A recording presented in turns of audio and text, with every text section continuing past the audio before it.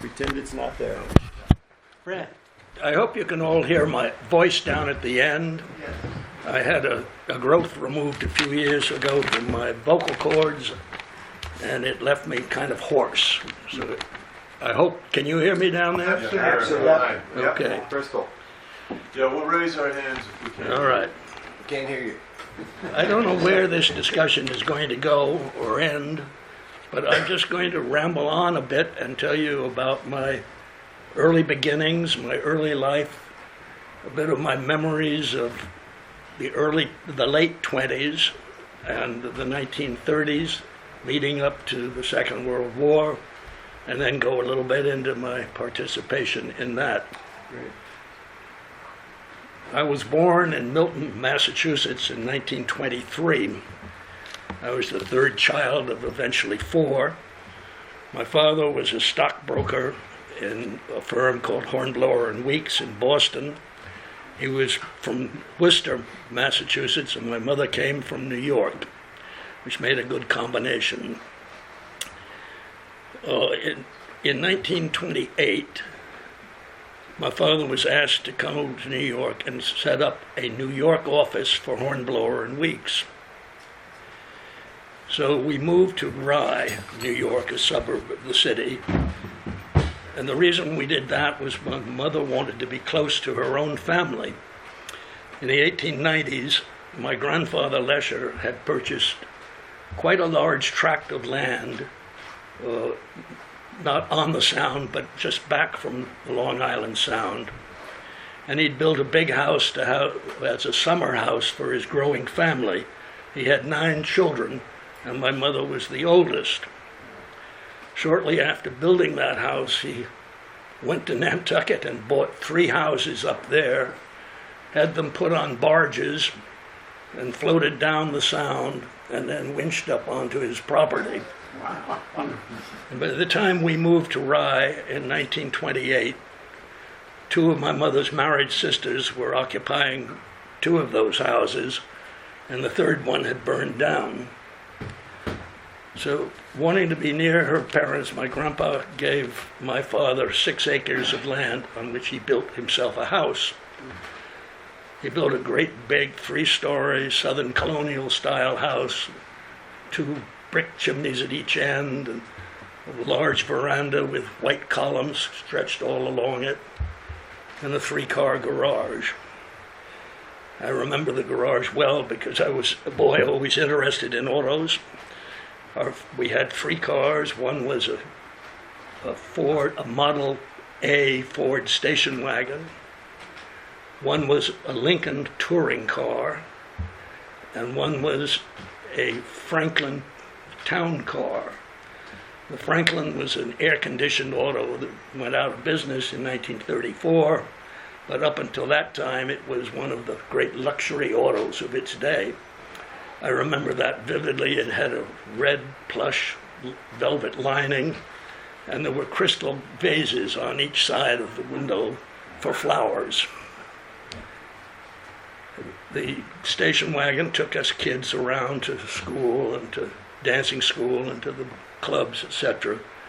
The Lincoln touring car we used when we traveled up to Maine in the summer, and the town car was used by my parents my mother when she went to New York on shopping tours, etc.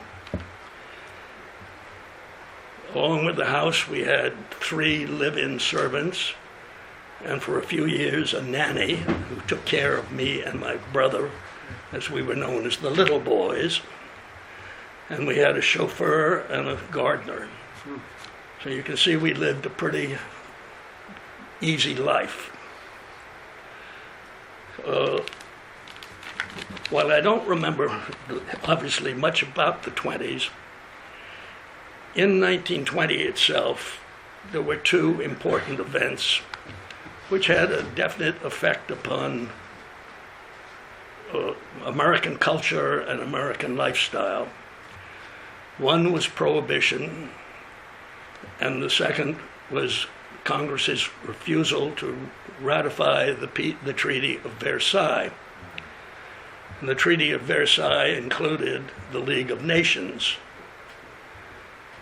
Article 10 of the League of Nations said that every country would defend any country that was attacked by another. And this was not what America wanted. There was a strong feeling of isolationism in the country. Our boys, we had lost a great many young men in Europe. We wanted nothing more to do with Europe. So that started the trend of keeping us out of the Second World War for a long time. Prohibition was, with the 18th Amendment, prohibited the manufacture, sale, or distribution of importation of any kind of alcoholic beverage. And all that did, it was a great failure. Immediately, people began to smuggle liquor into the United States from Canada, from Mexico, and from the Caribbean. It led to our organized crime. Gangs were set up, rival gangs, to smuggle rum. The word rum runners was a profession at the time, and it was operated and organized by gangs, and I think that led to our mafia situation. It also, nobody paid any attention to the law. Everybody who wanted to drink, drank. It sort of bred an indifference to laws among otherwise law-abiding people.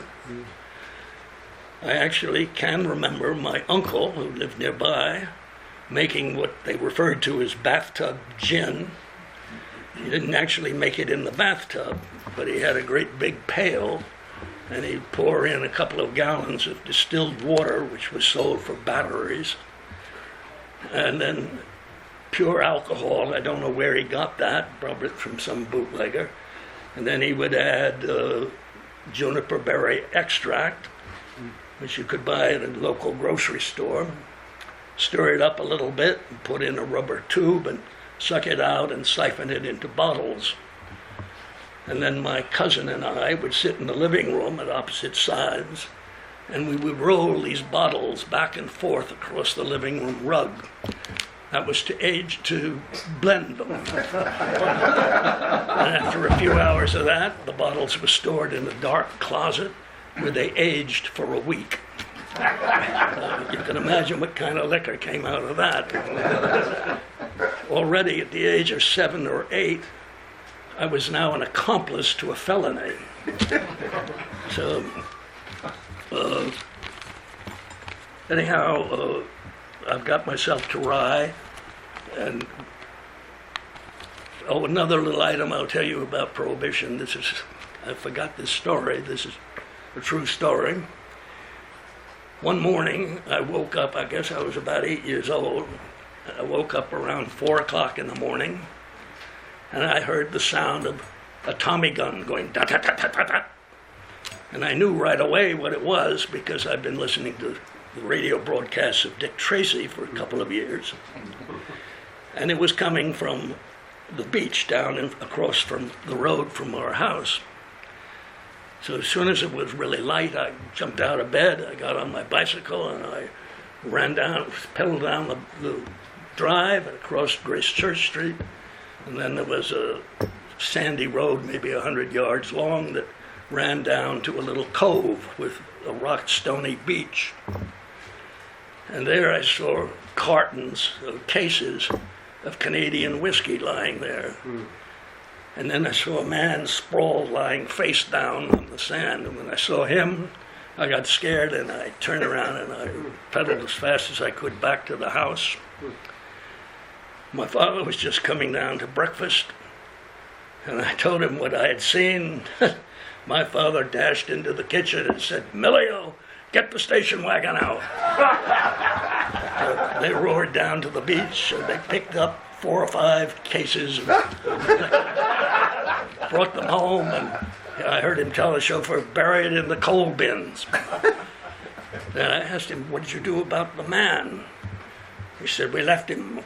I'll make an anonymous call to the police later today, and somebody will go down." So there, my father was into There it. you go. That's why they call it rye, huh? Maybe. And so what years would those have been, those stories? That was, well, I was 8, so that's probably about 1931. Prohibition existed until 1933.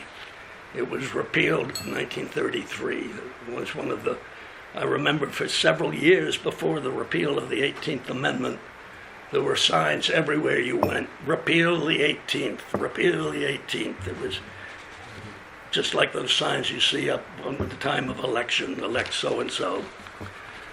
All right, I got myself through the 20s there. Now, in 1930, there was, in 1933, well, first let me tell you a little bit more about the League of Nations and the withdrawal from that. This country really did not want to have anything more to do with Europe. In 1920, we were very prosperous in the U.S. Our factories were booming. Farm prices were high. Everybody was making money in the stock market, and they wanted nothing to do with Europe. We'd had one war there, that was enough. So we withdrew, and it was an unfortunate thing that we did, but anyhow, that's what happened. Now, at the end of the 20s, I'm sure you all know that in October of 1929, the stock market crashed.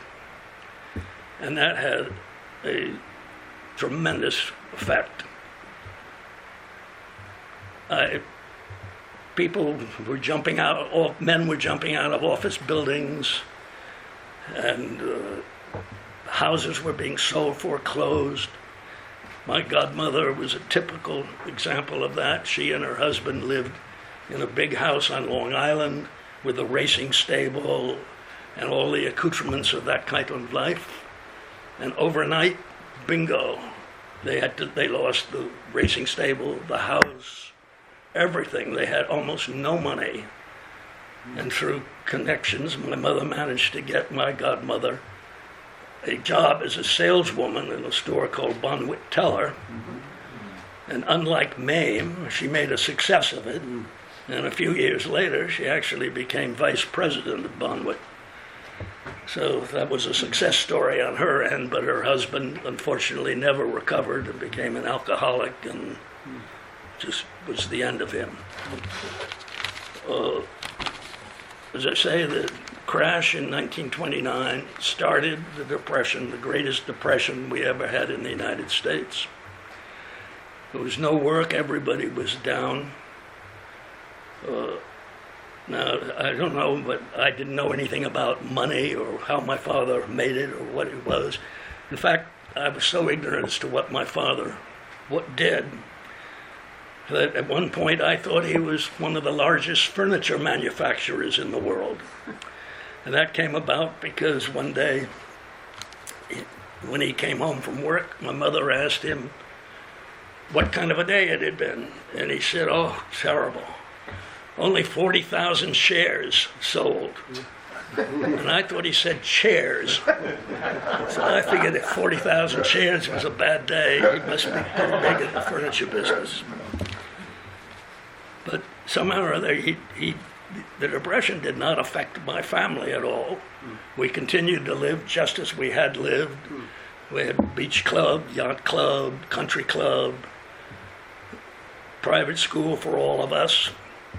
My only real connection with it was that many of my friends dropped out of private school because they now had to go to public school. And there was always a fairly constant stream of what we called hobos, I guess homeless people, coming to the house to ask for handouts, which we always gave them. But otherwise, life went on easily. In 1933, Roosevelt was elected, and the same year, abroad, Hitler became Chancellor of Germany. And in 1934, I think President Hindenburg of Germany died, and Hitler he abolished the office of presidency in Germany and nominated himself as the Führer. And from that point on, it was a one-man rules country. Here in the United States, Roosevelt was coping with widespread, almost a disaster of unemployment, and he started a whole barrage of social acts that led to the WPA, the Works Projects Administration, the PWA, the Public Works Agency, the CCC, Conservation and Construction something or other, Corps. And everywhere you would see men working on roads in gangs because they were working and being paid by CCC. And then in 1935, Roosevelt did the most astonishing radical thing of his career, I think. He established Social Security. Well, my father was outraged at this. He was very conservative, and he couldn't believe that we were going to... he felt that every man should take care of himself, build his own retirement fund, and to be taxed and have part of your earnings put aside, forced savings, was not his idea at all. My mother, coming from New York, was somewhat more liberal, and they used to have very heated discussions about Roosevelt and his policies. But I still, I was still a pampered young boy. I didn't know very much about any of this. In 1935, at the age of 12, I went off to boarding school. I went to a school called St. Mark's, and there, I suppose, we had discussions. We had lecturers every now and again about public affairs. But as the years went on in the 30s, 1934, 35, Germany started rearming. They left the League of Nations. They rearmed the Rhineland, which was a protected neutral border between them and Belgium and Holland and Luxembourg. In 1936, Hitler, I've forgotten exactly the timetable. I think in 36 he annexed the Sudetenland, which was part of Czechoslovakia and had been German provinces prior to the First World War, and they lost them through the Treaty of Versailles. In 1938, he annexed Austria. And now, in 1939, he took over the rest of Czechoslovakia. At this point, we had the treaty of the Munich Treaty with him. Neville Chamberlain from England met with Hitler, and it was agreed that neither France nor Britain, they would leave it. The status quo was fine. Hitler would not move any further. But I think I got a little ahead of myself with that. I'm not quite certain of my dates in here. Okay. But anyhow, shortly thereafter, after signing the Munich Treaty, he took over the rest of what was left of Czechoslovakia. And at that point, Britain and France realized they really had a problem with him. And they entered into a compact to defend Poland, which they figured would be his next aggression. And I think in March of 39, Hitler signed a non-aggression pact with Russia, which protected him from attack by Russia. And in that agreement, hidden in that agreement, was an agreement to split Poland in half to Russia and half to Germany. So in September 1st, 39. he moved into Poland, and 3 weeks later, Poland was gone. And on September 3rd, France and Britain declared war on Germany. It just happened at that time, I think it was around Labor Day. My parents and I and my younger brother were on my father's boat. We were cruising in the Long Island Sound, and we had a little portable battery-operated radio, and we heard the news of war at that, the declaration of war. And my father said to the captain, "We're going into New London immediately. I've got to get the train, I've got to get back to New York. All hell's going to break loose." So he and my mother departed, and the captain and I and my brother sailed the boat back around to Rye. The war, as you probably know, was very quickly after Poland. After conquering Poland, there was nothing. We entered a period known as the Phony War. Nobody quite knew what was going on in Germany, and France and Britain were trying to arm themselves as fast as possible. But then in May of 1940, Hitler launched his attack on Norway and Denmark, and the war was again in full process. Shortly after conquering those two countries, he swept through Belgium and Holland and Luxembourg and entered France. On June 14th, France surrendered. So it was just from the beginning of May to 6 weeks that he had almost all of Europe in his control. The British, meantime, the British Army was pushed out over in the corner of France and at Dunkirk on the beach. And the British were sure they would lose everybody there, but they tried to get them off. It was a great success. Everybody who had a boat crossed the channel to pick up people. They took off 340,000 British troops and another 140,000 Poles and French and Belgians. So most of the British Army and a good part of the French and Polish armies came back to Britain. And then the Battle of Britain began, which the air battle against London. Meantime, here at home, in 1940, I was fifth form at St. Mark's, and we decided that we should be drilling. So we all had wooden guns, and we put on uniforms, and we practiced close order drill on the football field. Right flank march, left flank march, present arms. We had a great time doing that.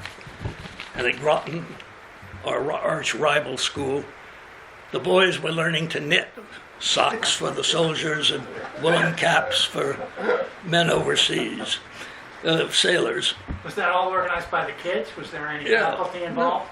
I remember some tabloid came out with a wonderful headline, "St. Mark's drills while Groton knits."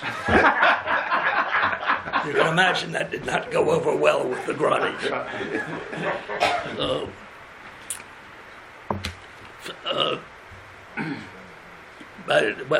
In 1940,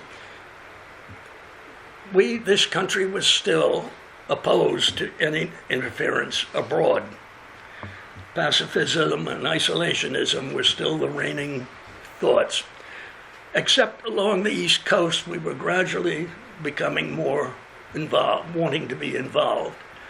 And of course, Roosevelt wanted very much to get us involved. And I think it was in 1940, he bypassed the Neutrality Act that Congress had passed during the late 30s, that passed a number of different neutrality acts keeping us out of Europe. Roosevelt vetoed those and started cash and carry was the first one, I think. Any foreign government could buy war materials from the U.S. provided they paid for it with cash and transported it themselves. Well, of course, that was good for the Brits, but it wasn't very good for the Germans, because the British Navy prevented them from coming over. now we were getting a step closer. Then came Lend-Lease, whereby we agreed to supply them with all kinds of war material in exchange for them giving us bases in places like Newfoundland and Bermuda and England itself.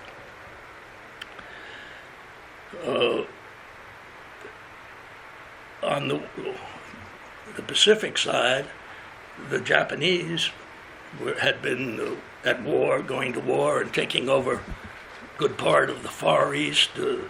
Manchuria had fallen, and it was a whole separate war, but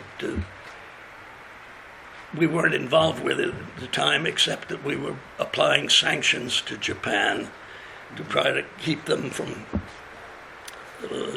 being so aggressive. I think we wouldn't let them buy steel and coal and oil, things that they needed. Anyhow, our interest was still over on the other side of the world. In 1941, I graduated from St. Mark's, and went to Harvard, entered Harvard. In my day, to do that, all you had to do was after school closed, the seniors stayed for a week or two and took some, what they call college boards. And then you marked down on the bottom what college you wanted to go to. And those marks, they were corrected, and then the scores sent to whatever college you'd marked down. And if you had a high enough score, bingo, you were in. So I put down Harvard. I had no other thought but Harvard. My father had gone there. His father had gone there. And it was just an Everett tradition. That's where we go to school. So no looking around, off to Harvard. I never had never even seen the campus before I got there. So in September of 41, I'm off to Harvard. I remember taking the train to Boston, and I asked my father, where is Harvard? And he said, well, when you get to Boston, you get to South Station, you get out, and there's a subway train there, and you take the subway to Cambridge Square. And he said, that's where Harvard is. So I dragged my bag and dutifully did all of that and started off, and it worked out okay. I found Harvard and found my room and my roommates, and we got through that first semester. And I was home on leave, not on leave, I was home between terms in 1941, in December, just before Christmas. And then we had the radio, we were listening to the radio, it was Sunday morning, and Sunday the news commentator came on and told us about Pearl Harbor. Well, I can't tell you the kind of feeling that I had. Even today, I feel tingle all over my body when I think back about it. I said, those lousy Japs, what are they doing to us? We gotta go kill them, every one of them. I told my father, I'm going to enlist right away. And he said, no, you're not. He said, you go back and finish your first year at college. He said, this war is going to last long enough for you to have all the time in it that you need. So very reluctantly, I went back to college. But all over the United States, overnight, the feeling had changed. Everybody wanted to go to war. We wanted to go to war abroad with the Germans. We wanted to go to war against the Japs. So American flags were everywhere. Patriotism was at the highest peak, and there was nothing comparable to it except maybe 9/11, the spirit right after 9/11. Well, I got through my first year at college, and then I went right down to try to enlist, and I had to take a physical, and lo and behold, they said I was 4F. I think the F stood for flunking. I wore glasses, and I suffered from hay fever in the summer, but that made me 4F. And you can imagine the disappointment on my half. I was furious with them. And I looked around, I wanted to find something to do. And the Army, Navy wouldn't take me. I heard about something called the American Field Service. This was an organization that did frontline ambulance and stretcher-bearing work with the British Army. It had started in the First World War in France, and after that, after the war ended, it had been disbanded. But a wonderful man by the name of Steve Galati decided to bring it to life again. And he built up a whole force. It was purely voluntary. You got no pay. You had to supply your own uniform. Public subscriptions raised money to buy ambulances. And the British agreed to maintain the ambulances and to feed us, but that was about it. Getting to Europe, getting to the fighting front was a problem. We had to rely upon whatever troop ships were available or freighters. And we would go off in small batches whenever there was a berth opened up. I think it was, school got out in June, and I think it was September before I managed to get shipped. 7 of us, a group, were formed, and we were going to go to North Africa. The 6 of us were all kids my age, 18, 19 years old, and our leader was about maybe 25 or 6. But he had been affected by polio, and he had a Canadian cane and a big pronounced limp. He was a very vain guy. He was a disaster as far as we were concerned. He came with so much luggage, and we had to carry it all for him. He even came with a great big portable typewriter. I think he thought he was going to be a journalist, and we had to carry that for him. Well, we got on a train from New York at Penn Station, and we were told we were going to Baltimore. That train trip was a terrible trip. The cars must have taken Lincoln to Gettysburg. In fact, one of them caught fire in the middle of the trip, and the train had to be stopped and the car cut out and let go. We finally arrived in the port of Baltimore, and we were taken down to the port. And the harbor was just jammed with freighters of all kinds. And then they put us on a lighter, a scow kind of thing, and we kept going out and out and out, and I kept wondering which boat is ours. And none of them were. We go way, way out. We could hardly see the port anymore. Then there's a freighter out there. It's got a big red flag flying on it. So we board that freighter. It was a Norwegian ship called the Margaret Baki. Margaretha Baki. It was quite new. It had been built to carry passengers. It had 7 or 8 staterooms. It was really very nice. However, it was loaded with 10,000 tons of high explosives. And that's where it was so far out in the sea.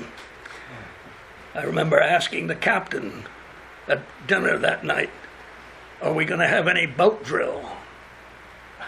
And he said, "Sonny, if a torpedo hits us, you'll never get your feet wet." No, it wasn't very comforting to them.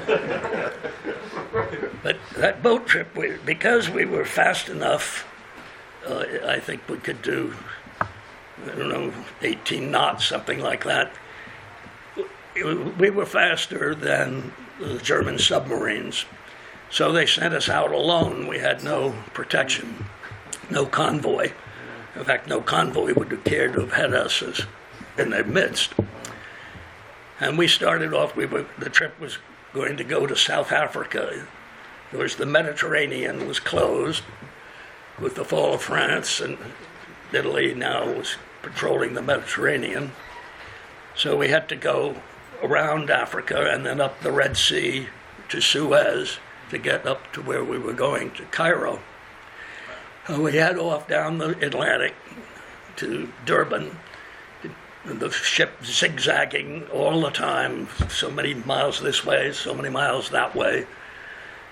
But it was pleasant. Actually, the six of us got to know the crew well, and we began to assume some of their jobs, do night watch and stuff. And I remember one time we called a sub alarm, and it turned out to be a whale, but they were very happy that we had been sharp enough to spot it. It took 6 weeks to get down there. Just as we were rounding the Cape, we got word that we had to continue south because there was a German wolf pack operating off the Cape. So we continued further south, and it kept getting colder and colder. And finally, we began to see ice, and the captain said he couldn't keep this course up much longer. We might get frozen or stuck. And just about that time, he got orders to turn around, and it was all clear he could come back. So we came around the tip, and we started up towards Durban. And when we got outside the harbor, Durban is on a river. There's a big opening. They had nets across, anti-submarine nets, dragged across the opening, with destroyers would pull them back and let one ship through at a time. We had to wait outside for a while. Finally, it came our turn to go in, and we'd only gone a mile or so up the stream when there was a big explosion behind us. We looked back, and an oil tanker that had been waiting to follow us up had been hit by a torpedo. So one German sub had been lying in wait for this group of ships. And of course, if they'd hit us, we would have destroyed all the other waiting ships. But their orders were to go for tankers. That was the main thing. So now we arrive and we go up this river, and then we're debarked, and nobody knows who the hell we are. They're getting us off on a lighter, and we come to a dock, and this lighter is going up and down, and there's a metal ladder to climb up onto the pier quite above our heads. And we all made it, but our glorious leader managed to slip off and fall in the water. And by this time we were so sick of him that nobody wanted to reach down to pull him out. But we got him out, and immediately, out of nowhere, an ambulance came, and he got in it, and that was the last we saw of him. So here we are, 6 kids, standing there, knowing, what the hell do we do? We have no orders. And finally some sergeant came up, and he said, "Who are you?" And we told him he's never heard of it, never heard of the American Field Service. So he said, "I guess the best thing is to take you to a transit camp. You can spend overnight there. Maybe you can get in touch with your leader." So we arrived in the dark in this transit camp, and we went right to bed. It was about 10 o'clock at night by the time we got there. And all of a sudden, it seemed to me, it was the next morning, but it came very quickly. There was a bustle and a row, the trumpet blasting out, and everybody was jumping up like crazy, and 5 minutes later, the whole building was empty except for the 6 of us. And suddenly somebody said, "Come on, you fall out, get out here." So we jumped out, and he said, "Stand in line there." And there were 2 lines, and we were in the back of the second line, and the sergeant was standing out in front, and he was calling out names and ranks, and one by one these guys were peeling off and going to the mess hall for breakfast. And finally it ended up, and there were 6 of us standing all in Brooks Brother pajamas. Well, I remember that sergeant saying, "Oh my God, who the fuck are you?" And that was the first time I heard that word. And I'm telling you, that was the most common word you ever heard in the Army. It was always effing this, effing that. So we explained who we were. And finally they did get it. They cabled, telegraphed to Cairo to find out about us. And yes, Cairo was expecting us, and but they had a reservation for us on a troop ship coming up in a few weeks. So we spent another few weeks in this transit camp. It's British. And I tell you, we never went to bed in pajamas again. We'd learned our lesson. We'd just jumped up in our underwear, and that was it. But time passed, and the New Amsterdam came up, and that was loaded with troops headed for Cairo, and they had room for us. So the 6 of us got aboard that, and then, believe it or not, at the last minute, we see an ambulance pull up, and out comes our leader, escorted by 2 nurses, and he gets aboard. We thought, ugh, what are we gonna do now? But we were stuck with him. Then that trip up the Red Sea was a trip from hell. The water was bad on the ship, and within a day, everybody had diarrhea. And there weren't enough bathrooms, and stuff was flowing on the decks. You can't imagine how horrible it was. We finally made it up to Suez, and we got out there, and we were picked we had a headquarters, American Fields headquarters in Suez, in Cairo. And they met us at Suez and took us back to the headquarters. And there we were kept there for a day or two. We did a little sightseeing. I went out to see the pyramids and the Sphinx and all of that. And then the next day they loaded us into lorries and shipped us up to Syria, where we were going to get some medical knowledge and learn how to maintain an automobile. I'll tell you how ignorant I was about mechanics. We were all learning to change the oil in our car, and they told her, you get underneath and you open that plug, and of course I opened that plug and the oil came down in my face. And so I learned that you put a pan there and get your face out of it. Then it came to filling it, and everybody else was all full, and I'm still trying to fill it. And the instructor came in and said, what the hell's the matter with you? And I said, well, I'm having trouble getting all the oil in this little hole where the dipstick is. I had oil all over the place. And he said, you idiot, you don't put it in the dipstick, you put it up here. And he opened a big hole where you could easily pour the oil in. So anyhow, that's what I learned. The reason we were in Syria was that Syria had been a French mandate after the First World War. And when France fell, the Germans took over the airfields in Syria, and it was very close to the Suez Canal, easy bombing range. And the British had quite a little fight up there to get rid of them. That battle had ended by the time we got there, but there were still a lot of wounded soldiers left over from that, and we were busy shuttling them from one hospital to another. It was more or less rehab time, but it was to give us experience. And we came down to, after a month or two of that, we came down to the North African desert, and El Alamein had taken place before that.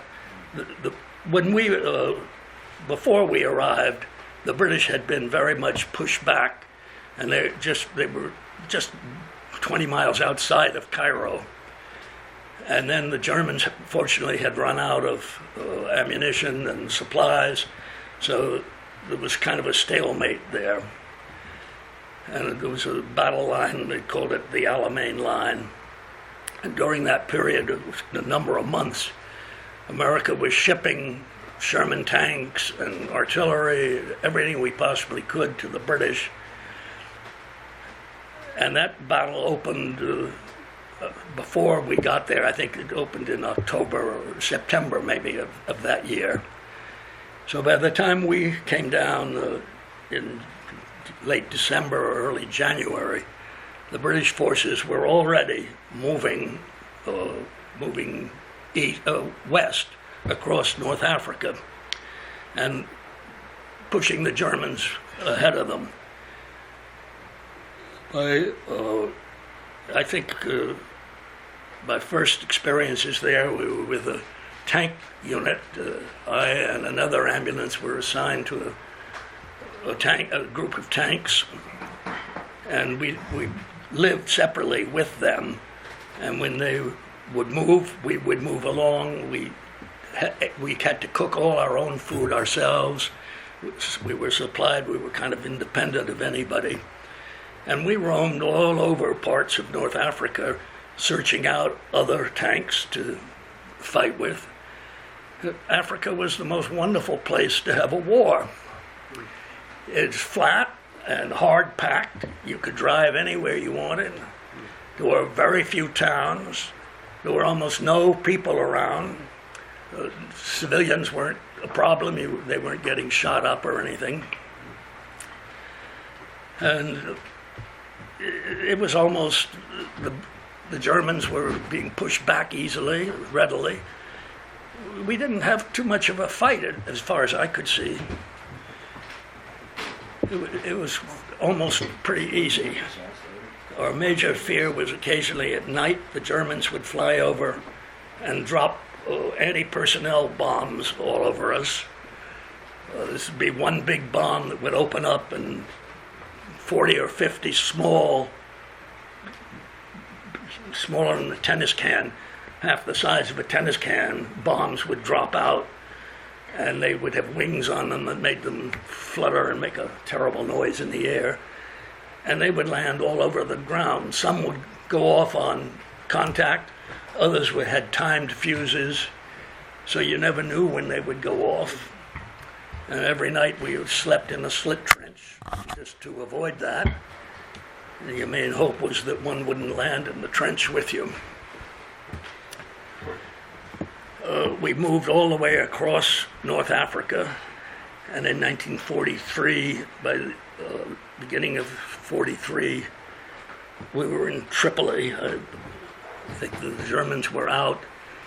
We spent the summer resting in Tripoli and waiting for the invasion of Italy. In the fall of 1943, we went into Italy, and our group was with the 8th Army, and the 8th Army landed at Taranto on the heel of Italy, and we were marched up along the Adriatic coast. The Americans, meanwhile, were on the opposite coast. Winter, no sooner did we get there than the fall rains began, and everything turned to mud, and it was terrible slogging along through that. The cars were stuck every time. We needed chains. Nobody had thought of chains. Finally, the British got a whole shipload. They scoured all of England and collected all the tire chains they could find and shipped them out. And that ship got to Naples Harbor and was bombed and sunk. So that winter, we were almost immobile. Italy, the Apennines run along the Adriatic coast, and about every 5 miles or so, there's a river that runs out and runs into the Adriatic. And each one of those rivers had to be crossed. And that, they were easily, the Germans defended it each time, and it would be a big battle to get across the rivers. But anyhow, we did. We managed it bit by bit. Who's giving you orders at this time? Excuse me? Who's giving you orders? We're getting our orders from the commander of the British 8th Army, who was Rommel. It was Montgomery at the time.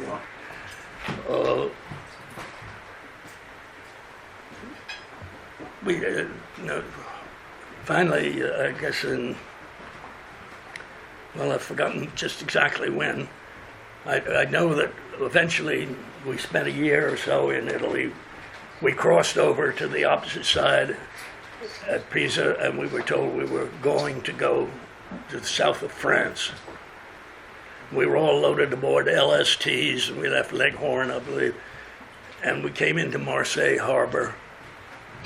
And that day I noticed all the French people were crying, and they had black bands on.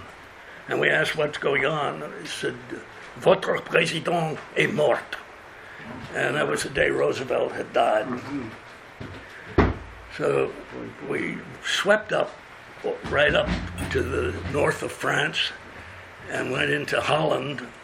And there we bivouacked for quite a long time, waiting for Montgomery to get ready to bring his army around and attack Germany.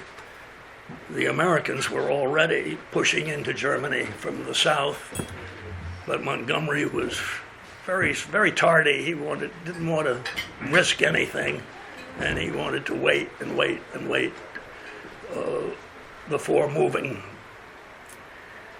But finally, we did enter Germany, and we ended up just outside of Hamburg. And So you're 3 years in, and you haven't been home. No. You're 3 years living abroad. The next really bad experience I had was the opening of Belsen concentration camp. We were recruited to do a lot of that work. It was in May, I think it was May of 45, that the British overran Belsen. And the time we went in, I didn't know the numbers, but I've since looked it up. They say there were 60,000 prisoners in that camp. What I remember is when we went in, there were thousands of bodies lying around, just lying on the ground, and the stench was unbearable. But we worked there for several weeks, kept ferrying guys out on stretchers and taking them to the hospital. And that was a sight I'll never forget. It was really unbelievable. So that kind of tells you where I was at the end of the war. I started the war as a very snotty, preppy young kid, and I came out quite a bit changed. I'd seen a lot of the world. I had mingled with troops from India, New Zealand, Australia, Canada. I knew how to swear now. I was pretty well along. And I knew a great deal more about the world than I did when I went. And I came home, and I guess I got home in July 1945. And I immediately received a notice from my draft board to report for a physical. This time I went down and I was 1A.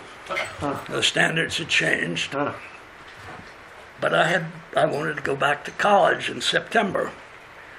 And I had enough points. The American Army had the Japanese War hadn't ended yet, but the American Army had a point system, so many points for each campaign you were in and for each month you'd been overseas. And if you had enough points, you could be discharged. But I had about 3 times the number of points. Right. But our local draft man, who's our local tailor, Mr. Palermo, said, "No, Francis, you're my man for August." So I was sat in his office one Saturday morning in August, early in the late July, and he told me that there was no out for me. He said, "That rule hasn't been passed in Congress. It doesn't apply to you guys." So he said something stupid. He said, "God helps those who help themselves."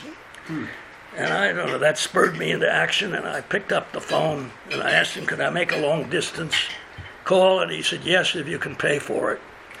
So I put some money on the table and I asked the operator, "Get me General Hershey in Washington, D.C. Hershey was the head of all the Selective Service, the draft board at that time. Why I thought he would be in his office on a Saturday morning in August, I don't know, or July. But in a few minutes, the phone rang, and the voice said, "General Hershey speaking." Well, I was so tense, I did break down. I started to sob a bit. And he said, "Young man, walk around the room." get your breathing under control. I won't hang up. Come back and tell me your story. What do you know? So I came back and I told him who I was. I tried to figure it out, be very concise. Told him who I was and what I wanted to do. And he said, well, it's true that law hasn't been passed yet, but it's going to go through Congress shortly. He said, this is what I'm going to do. I'm going to send a telegram to your draft office in Albany, and they will send a telegram to your local office. And I'm going to exempt you, and I want you to go back to Harvard and graduate. So he said, now may I speak to the head of your board? So I handed over this phone, which was kind of drippy wet with my sweat by that time. And I said, Mr. Palermo, the general would like to speak to you. And Palermo picks it up and says, yeah, who the hell is this? What? Oh, yes, sir. Oh, yes, sir. Yes, of course, I understand. Thank you for calling, General. And he hung up and he looked at me. He said, you little bastard.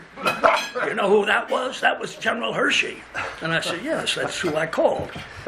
And he has ordered me to stay here in this office until I get a telegram from Albany exempting you. Wow. He said, now what am I going to do for my man from August? What do you know? I said, I don't know. That's your problem. And I walked out. That was that. You've So already that- done 4 years of service. Well, 3.5, I guess. Yeah. But that ended my service. I went back to Harvard and I did, we were all in a hurry to get out and get on with the world. So I had 3 years to go, and Harvard nicely said that if we stayed for summers, 2 summers, we could do a third year. So we did 3 years and 2 by just staying around and one term after another. But when I finished that, I suddenly thought, gee, I'm tired of studying and I don't want to go to work quite yet. I haven't had enough time to play around. So I asked my father if he thought it'd be okay if I went to the business school. And he said, yeah, oh, sure, it'd be a good idea. Do you think you could get in? Well, I said, I don't know. I walked across the bridge over the Charles and went to the business school office and said, I'd like to join you in September, your class of September. They asked me a couple of questions and I answered them and they said, fine. So that was it. I was enrolled in the business school. I had 2 more years of education. And then I came out and, I don't know, you probably heard enough of my life story, but Very good. I think I'll end it right there. Good.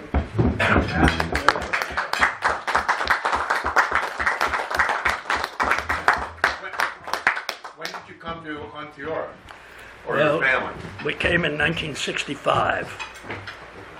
We and another couple, the Norfleets, who bought the house that the Roses live in now, were very close friends in New York.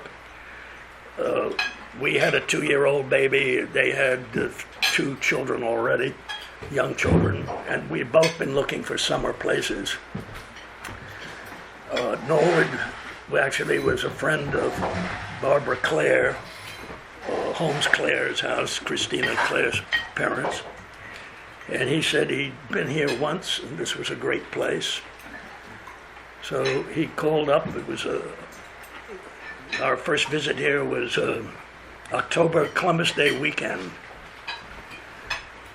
We stayed with the Clares, and the next morning a woman named Olive Parsons, who's buried in our cemetery, was doing the real estate. And Onteora had about 8 or 9 big houses available for sale at that time. I remember the Pearson house was one, the Mary Mapes Dodge house, which is Tanner Rose's house. There were all these big houses. And that morning we woke up, there'd been a sharp freeze during the night, and all the pipes in Barbara's house had broken. She was distraught. She was planning a dinner party for us Saturday night, and here she had no water running or anything. Anyhow, we went out with Olive Parsons, and we went from one house to another, and they were cold as hell. And I finally said, Olive, I'm not interested in any of these big houses. And they're a smaller house. Well, she said, I've been saving that for the last. And that was the Bundy house that Peter Bundy's parents lived in. And when we got there, Mr. and Mrs. Bundy was still there. The house had a fire going. It was warm. She'd baked cookies and an apple pie. The smell was delicious. And we just walked around, and Ellie and I said, this is for us. And we bought it. Bang. We bought it that afternoon. That night at dinner, Barbara had most of the board of the club was there. I remember Rita Kemp and George Weaver, who was president, and various other people. And suddenly George Weaver stands up and he says, I'd like to propose a toast to our newest members, Mr. and Mrs. Francis Everett. They have just bought the Bundy house. And he came over and said, Francis, that'll be $400 for the stock. So, in one weekend, we became members of the Adiora Club, bought a house, and that was it. Now, there were a lot of people here then who had military experience and time overseas like you during that. Was that just very common? It must have been There very weren't common. very many young people here. No? It was Tom and Daisy Wenzel, Ann and Bill Bucknell, Gaillards were here? and the Gaillards. And that was about it. Fran, when you went to Belsen to open up Belsen, did you have any idea what you were going to see there? Had you had any preparation for what was going I on? had no idea at all. And the shock was terrible. I just was blown away by it. You had no knowledge that there had been camps of that kind? No, none at all. I will tell you one more story that you may not believe it at all, but it's true. 15 years later, about 1960, I was now working at Midtown, New York, 43rd Street, Park Avenue. And I was on my way out to lunch. And while I was going over to the Harvard Club for lunch, while I was crossing Madison Avenue, a man approached me and passed me, and I noticed he gave me a very hard look. And I stopped and turned back, and he was coming back towards me, and he said, I know you. And I said, I don't think so. And he said, yes. He said, you carried me out on a stretcher from Belsen. Oh my God. And he said, I was lying, you were carrying the head end, and I looked up at your face, and I swore I would never forget the face of the man who carried me out. But he said, now you could help me once again. He said, I've come from Germany. I have a job with Prudential Life Insurance Company in Newark. I arrived yesterday, and they told me to go to the YMCA overnight. And I did, and when I woke up this morning, I found all my belongings had been stolen. He said, I have almost no money.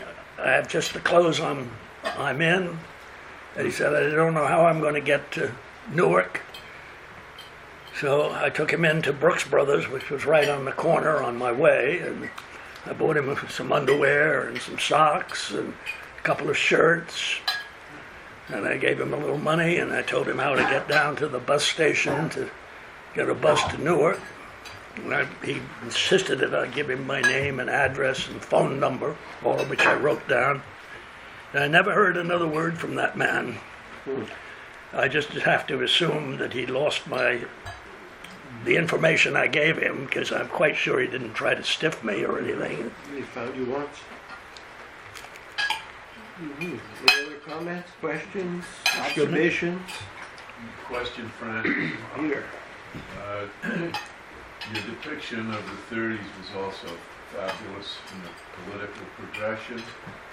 And this is an unfair question, perhaps, but what parallels do you draw between then and now? As we look at China, Russia, the U.S., etc. Well, I'm going to beg off from that question. I'm going to let somebody else here who has more savvy in our military situations talk about that. Fran, of the six of you, not your leader, but your colleagues Yeah.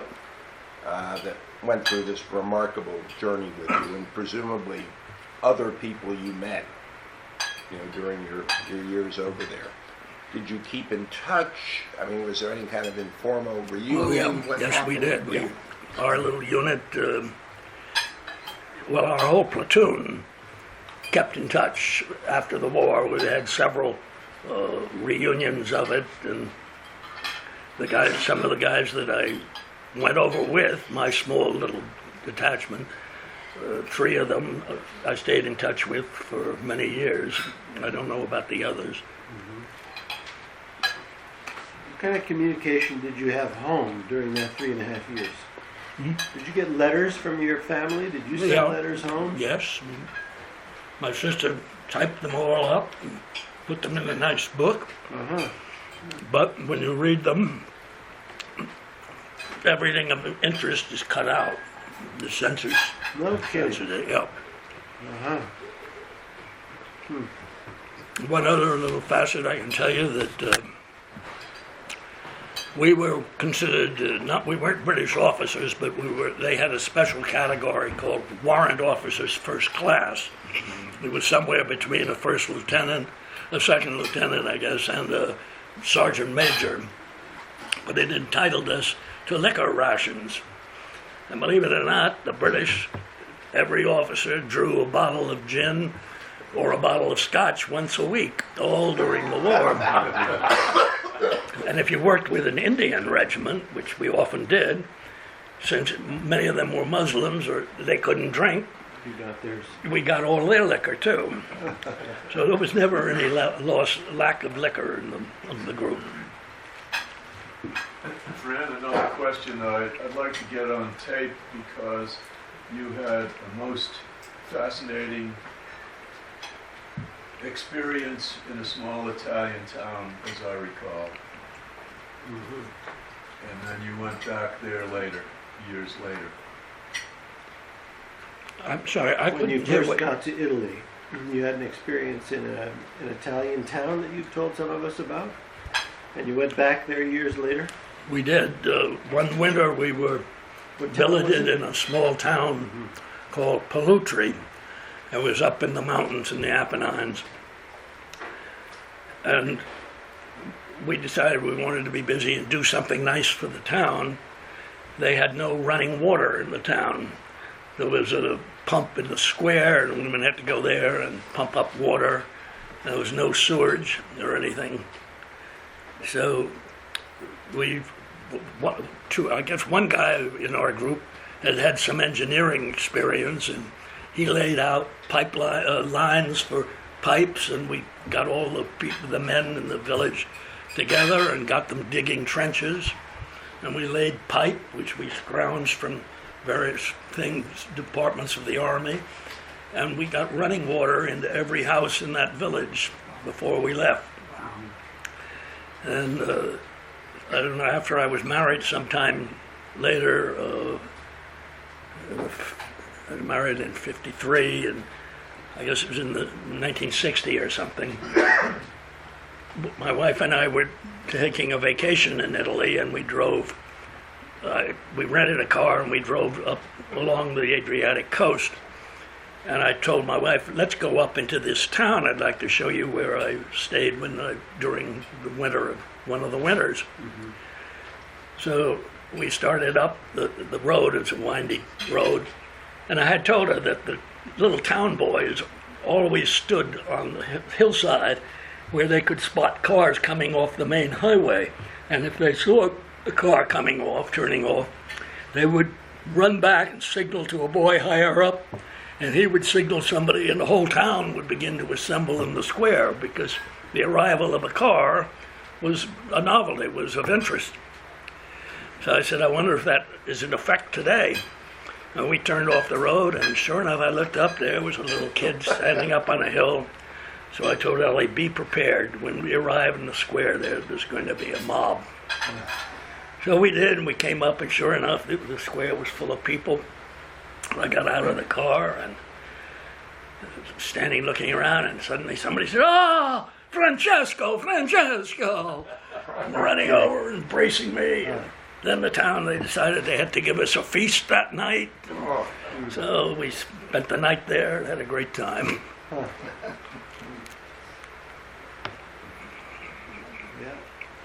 Well, I wish you'd tell that story about the flight you took later, or when, ever, from Spain. The flight you took on a Constellation from Spain. What year was that? Well, it must have been in the late 50s or early 60s, because there were still Constellations flying. My wife and I we were leaving Lisbon, I think, coming home to America. And it was a 4-engine Constellation. And the flight took off and everything seemed fine. We kept going, and finally the pilot announced that we were going to make a unscheduled stop in the Azores to refuel. I looked at the map, and the Azores didn't seem to be any distance away at all. Why the hell were we there? I thought we were almost home. And he said that they had terrible headwinds. They couldn't combat them, and they were going to refuel. So we landed, I don't know what island, but anyhow, they refueled the plane. We took off again, and now he announced he was going to make a great circuit route and go way up north to avoid the storm that was apparently coming at us directly across the Atlantic. So we're buzzing, booming along during the night, and all of a sudden I hear a big boom, boom, and I looked out the window, and there were flames coming from the outboard engine on the right side. And the pilot came on, and he said, "We just lost one engine," but he said, "Constellations can fly on 2 engines. There's no problem at all. We still have 3. So everybody settled down again, and we're continuing, and then an hour later, boom, boom, bam, the explosion, and the engine on the other side is out. And we're now down to 2 engines. And the pilot comes back again and soothes us all and says, "Well, we can maintain altitude on 2 engines, not to worry." Pretty soon it was obvious we could not maintain altitude. We could feel the pressure in our ears growing, and I looked out the window, and dawn was just about to break, and I could see the ocean down below. It didn't look very inviting. And we got lower and lower, and finally the pilot said, "We're very sorry, but we're going to have to make a sea landing. Everybody get down in the crash position, get off your seat, kneel facing the seat in front of you. If you're wearing glasses, take them off, put them in your pocket, and we'll make a smooth landing." Well, you can imagine that created a bit of panic in the cabin. Everybody obeyed orders, and I'm looking out the window, and we're coming down closer and closer. I can see great white caps breaking and stuff. And all of a sudden, the engines come to life again, the 2 engines, and with a big roar, and the plane practically goes up on its tail, and we're all thrown back in our seats. And then it goes forward, and then it comes down, bang, and we're on land. There had been a heavy fog, and incidentally, the radar on the plane had gone out. They'd lost radar. The pilots only had a vague idea, I think, of where they were. And suddenly, at the last minute, the fog lifted, and the pilots saw this big cliff staring right at them. So they gave that plane everything it had, and it managed to climb up and get over it. And believe it or not, on top was an emergency airstrip that had been set up in the Second World War for pilots ferrying planes back and forth. We were at Reykjavik on Iceland. Iceland. So That was lucky. I was lucky. You're a lucky guy. So we stayed there for quite a while till TWA got another plane to us. Lou, I'm going to amend that. Yeah. We are lucky. That's true. That's I true. must tell you, I read Nonetheless. that story of that pilot and that plane in Reader's Digest when I was younger. I never thought I'd meet someone who was on it. Really? And didn't John Wayne do a movie? Well, How it the wasn't Wind about Beatles or that, something? but it was about a different kind of plane. But it was a John Wayne, and also another one. I forget. It was one of Sterling's novels. There was a, what was God is my co, was that, no, No, this God was is my co-pilot. with Sebastian? Glenn Ford. Glenn Ford was the pilot. Did you have your hand up, Sebastian? No.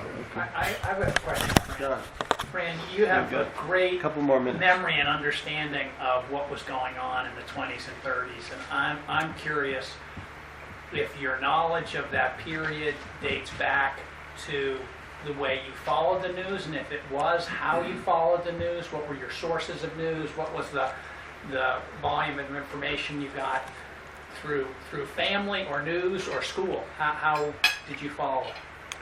Well, we always listened to the news at 6 o'clock every night.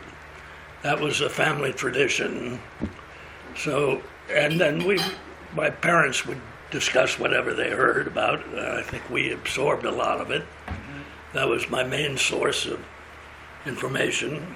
The other paper I liked to read, which was banned, but was in the servants' quarters, they always got the Daily News, and that had all the latest crime in it, and the battles between the various gangs, and that's what I like to read about.